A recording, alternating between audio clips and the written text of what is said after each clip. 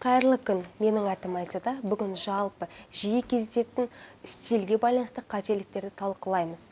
Ең бірінші орында джинсы шалбар мен трикотажды кофтаны бірге үйлестіріп кию. Әрине, ол көптеген образдардың базасы, бұл маңызды элемент болып есептелгенмен, бөлек кисе ол толықтырылмаған образ болып есептеледі. Сондықтан оған әртүрлі әшекей бұйым, ремень, жакет, пальто секілді маңызды бір бұйым қосқан дұрыс болып есептеледі. Екінші жиі кездесетін қателіктердің бірі капронды колготка. Оны дұрыс талдай білу керек. Ол жылтыр болмау тиіс, және де түсі теріге сай болу керек. Бөлектеніп немесе ерсе көрінбеу керек, және де ол өте ұқыпсыз көрінеді және жағымсыз. Үшінші қателіктердің бірі ол жабысып қалған киімді кию. Адам деген өз дене бітімін сақтай білу керек.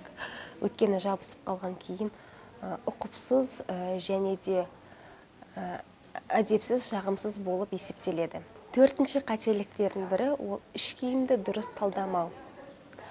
Мысалға, қазір жақында жаз келе жатыр, соған байланысты жұқа шалбардың ішінен тігісі жуан немесе әртүрлі тігістермен әсемделген іш киімді кию, ол сіздің образыңызды арзандатады және әдепсіз, ұқыпсыз көрінеді.